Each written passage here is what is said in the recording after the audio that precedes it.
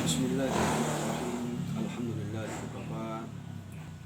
Wassalatu wassalamu ala asyrafil anbiya'i wal mursalin Sayyidina Muhammadin wa ala alihi wa sahbihi ajma'in, amma ba'd. Pada kesempatan yang singkat ini, saya akan menguraikan satu pertanyaan yang mengatakan bahwa apakah semua bid'ah itu dolalah atau menyesatkan. Sebagaimana hadis Nabi yang mengatakan kullu bid'atin dolalah. Maka di sini yang menjadi pertanyaan adalah makna kullu. Ya. Kalau dimaknai secara bahasa, kullu itu artinya setiap atau semua. Tetapi apakah makna dari hadis Nabi ini kullu bid'atin dolalah? Adalah sesuai dengan makna kamus itu, bahwa semua yang bid'ah yang tidak pernah dilakukan oleh Nabi dolalah. Kaum muslimin yang sama-sama dimuliakan Allah, di ayat Al-Quran surah Al-Anbiya ayat 30 dikatakan waja'alna minal ma'i kulla syai'in hayy. Kalau kita ingin mengartikan maknanya, kami jadikan dari air kulla syai'in hayyin, segala sesuatu menjadi hidup.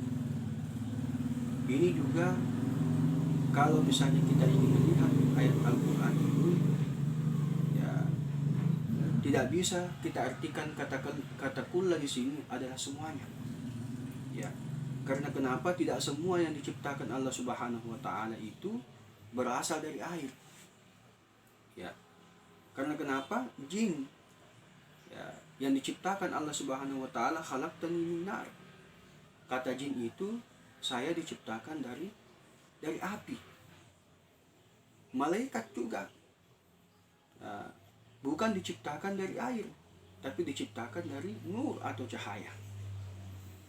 Sehingga dari ayat Al-Quran ini bisa kita berikan kesimpulan bahwa waja'alna minal ma'i kulla syai'in hayy. Kata kulla di sini tidak berarti semuanya, tetapi sebagian.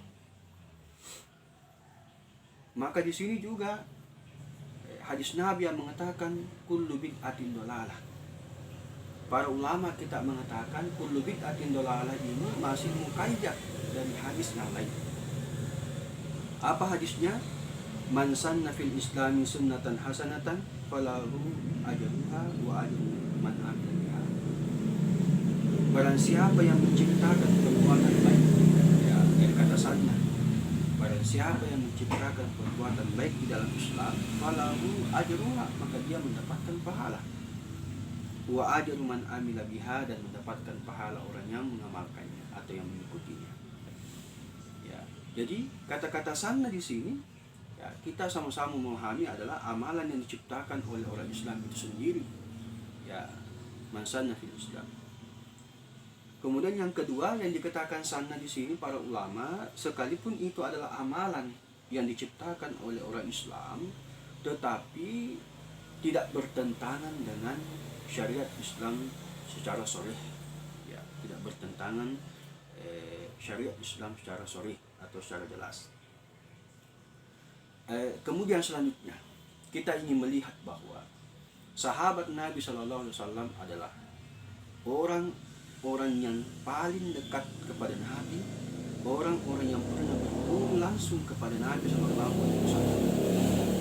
Tetapi beliau banyak melakukan hal-hal yang berbau atau berbentuk bid'ah yang tidak pernah sama sekali dilakukan oleh Nabi Shallallahu Alaihi Wasallam, tetapi tidak bertentangan dengan Islam.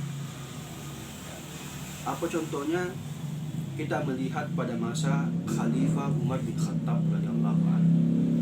Pada masa Khalifah Umar bin Khattab radhiyallahu anhu, ditemukan atau Khalifah Umar mengumpulkan jamaah untuk melaksanakan salat tarawih secara berjamaah.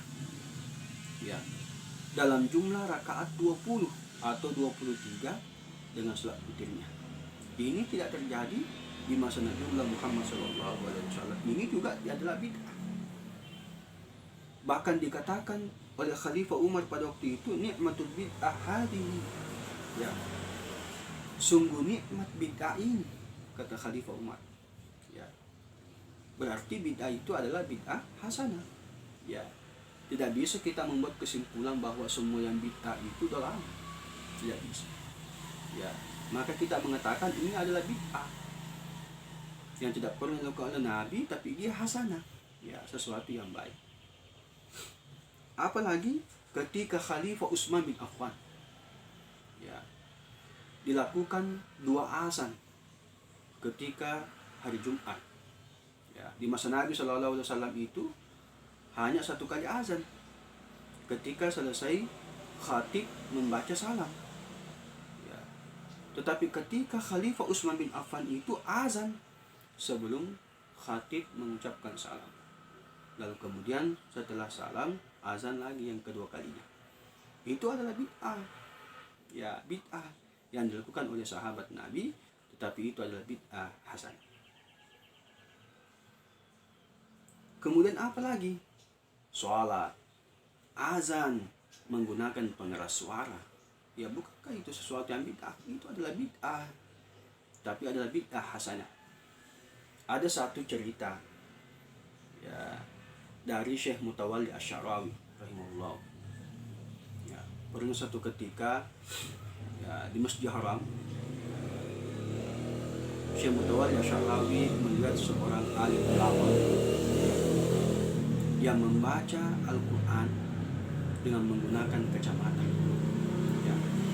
Pada saat itu di Arab Saudi dilarang menggunakan pengeras suara pada saat azan. Lalu kemudian ketika Syekh Mutawalli Asy-Sya'rawi masuk ke masjid ini, menemukan seorang ulama yang membaca Al-Quran dengan menggunakan kacamata. Syekh Mutawalli mengatakan kacamata itu bid'ah. Ya, kacamata itu bid'ah. Seorang alim itu mengatakan bahwa kenapa dikatakan kacamata ini kan hanya untuk membantu saya dalam membaca Al-Quran. Ya, membantu saya ketika membaca Al-Quran yang tulisannya kecil. Ya. Kata Syekh Mutawalli Asy-Sya'rawi, begitu juga dengan pengeras suara. Kenapa engkau bid'ahkan pengeras suara? Ya, mikrofon itu kan hanya berfungsi untuk mengeraskan suara kita supaya yang mendengarnya itu lebih jelas. Sama halnya dengan kacamata yang Anda gunakan itu, ya, untuk memperbesar tulisan yang Anda lihat. Ya, sekalipun Anda ketika itu membaca Al-Quran. Maka pada saat itu mulailah Arab Saudi menggunakan mikrofon pada saat melaksanakan ibadah sholat. Seperti ini barangkali kesimpulan-kesimpulan kecil tentang makna kullu bid'atin dhalalah.